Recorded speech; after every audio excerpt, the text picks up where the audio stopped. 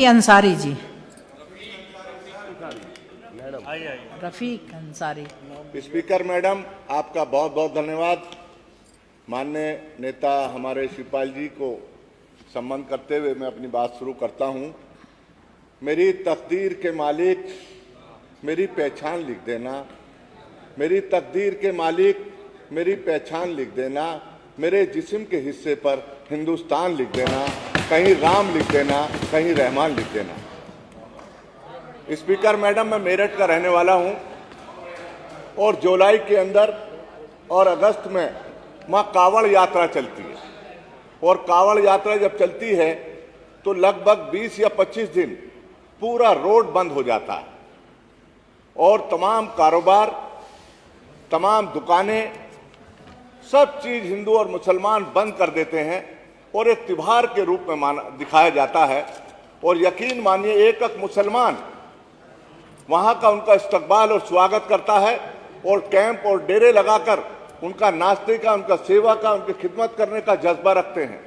और अगर वो देखना है सही मायनों में उत्तर प्रदेश का मेरठ असली हिंदुस्तान वो लगता है कि ये खूबसूरत हिंदुस्तान है जहां हिंदू और मुसलमान मिलकर एक दूसरे का काम करते हैं।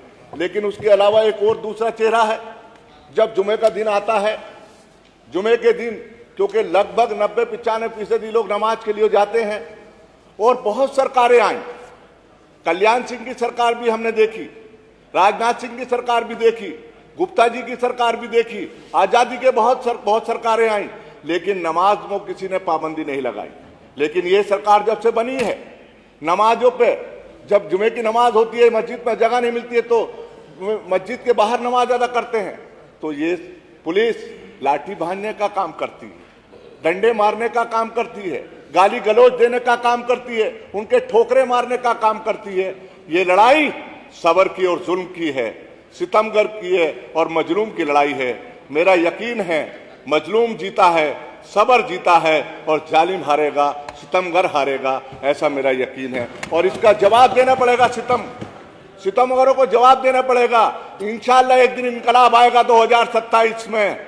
मैं कहना चाहता हूं आप लोगों से कि हमारा सब्र क्यों इम्तहान ले रहे हो आप देखिए, मस्जिद के नाम पर मस्जिद को ढाया जा रहा है, मदरसों को ढाया जा रहा है, खानकाहों को ढाया जा रहा है, मजारों को ढाया जा रहा है। कहां कहां हमको नहीं मार रहे आप? मैं पूछना चाहता हूं, क्या मांगा मुसलमान ने आपसे 9 साल में? आपसे रोजी नहीं मांगी, आपसे रोटी नहीं मांगी, आपसे नौकरी नहीं मांगी, और उससे मांगा है उसने सिर्फ कि हमको जीने दो, हमारे बच्चों को कमा के खाने दो। वो भी बर्दाश्त नहीं हो रहा इसको। आप देखिए, अगर कोई जुर्म हो जाता है, कोई गुनाह हो जाता है तो उसके घर पर बुलडोजर चल जाता है। एक मकान बनाने के लिए पूरा जीवन लग जाता है, उसके परिवार लग जाता है उस मकान के लिए। उसको छत भी ढाई जाती है, उसके दीवार भी ढा देते हैं, उसके दरवाजे भी ढाने का काम कर रहे हैं। तो इस सरकार में आजादी से पहले किसी सरकार में आपने नहीं सुना होगा कि बुलडोजर चला है। ये इसी सरकार में बुलडोजर चलाने का काम किया गया। मैं पूछना चाहता हूं, क्या बिगाड़ा है मुसलमानों ने इनका? क्या बिगाड़ा है मुसलमानों ने? क्या मांगा है मुसलमानों ने? मैं पूछना चाहता हूं, क्या मुसलमानों की सरकार बन जाएगी उत्तर प्रदेश में? क्या मुसलमान कोई मुख्यमंत्री बन जाएगा उत्तर प्रदेश के अंदर? तो क्यों मार रहे हो हमको भाई? क्या बिगाड़ा है हमने आपका?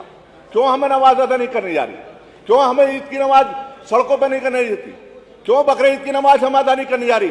5 मिनट का समय लगता है, 5 मिनट में नमाज अदा होती है, लेकिन वो भी बर्दाश्त नहीं हो रही। अरे हम तो एक महीना इनकी कावड़ का स्वागत करते हैं, इस्तकबाल करते हैं, लेकिन वो भी बर्दाश्त नहीं हो रही। ये सरकार हिंदू और मुसलमान को लड़ाने का काम कर रही है, ये भिड़ाने का काम कर रही है, अंग्रेजी वाली नीति अपना रही है। ये हिंदू और मुसलमान को लड़ाओ और राज करो। मैं कहना चाहता हूं, ये मारकर हमको खत्म करना चाहते हैं। क्या हम मिट जाएंगे? क्या हम खत्म हो जाएंगे? कहां तक मारोगे हमको? कहां तक खत्म करोगे हमको? क्या बिगाड़ा है हमने आपका? इस सरकार में 9 साल में हमने क्या मांगा इनसे? क्या बुरा किया हमने इनका? लेकिन वो भी सब बर्दाश्त नहीं हो रहा इनको।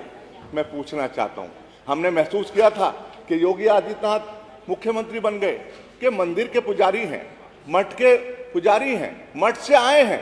जैसे हमारे आलिम और मौलाना होते हैं, वो किसी का बुरा नहीं करते, मंदिर का आदमी कोई बुरा नहीं करता, लेकिन हमारे सब्र का, हमारे भरोसे का, हमारे यकीन का कत्ल हुआ है। हमें बहुत यकीन था कि योगी आदित्यनाथ आएंगे, सबको एक नज़र से देखेंगे, सबको एक रास्ता अपनाएंगे, सबको रोजगार देने का काम करेंगे, सबको कारोबार देने का काम करेंगे।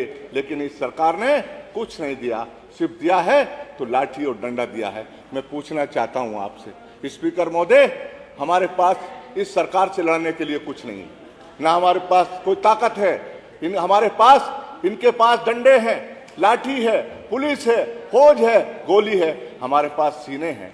मारो कितने गोली मारोगे, हमारे सीने कम नहीं पड़ेंगे। मारो कितनी लाठी मारोगे, हमारा शरीर कम नहीं पड़ेगा। इंशाल्लाह ये खत्म हो जाएंगे। और यकीन के साथ कह सकता हूं, करम करोगे करम करेंगे, सितम करोगे सितम करेंगे। हम भी आदमी हैं आपकी तरह, जो तुम करोगे वो हम करेंगे। मैं कहना चाहता हूं आप लोगों से, आज उत्तर प्रदेश के अंदर कैसे हालात हो गए, दहशत और खौफ में मुसलमान जी रहा, कहीं जा नहीं सकता। वो ट्रेन में जाएगा तो डर लगेगा, टोपी वाले, दाढ़ी वाले, वो डर और दहशत के खौफ में जी रहे हैं। जब सुबह को निकलता है उसका बच्चा, तो शाम को उसकी मां इंतजार देखती है कि मेरा बच्चा अब तक काम पे नहीं आया है। क्या कोई दहशत तो नहीं है, कोई डर तो नहीं है? वो महसूस कर रहा है, उसकी मां महसूस करती है कि मेरा बच्चा हिफाजत से घर वापस आ जाएगा, नहीं आ जाएगा। ये करती है जीरो टॉलरेंस। मैं कहता हूं जंगल राज है उत्तर प्रदेश के अंदर, टोटल गुंडा राज है, जाति के नाम पर, धर्म के नाम पर, मुसलमान के नाम पर जो आज कत्लेआम उत्तर प्रदेश के अंदर सरकार कर रही है। मेरा पूरा यकीन है, तख्त बदल दो, ताज बदल दो, तख्त बदल दो, ताज बदल दो, बेईमानों का राज बदल दो। कमाने वाला खाएगा, लूटने वाला जाएगा, नया जमाना आएगा। प्रसन्न कुमार जी, धन्यवाद बहुत बहुत।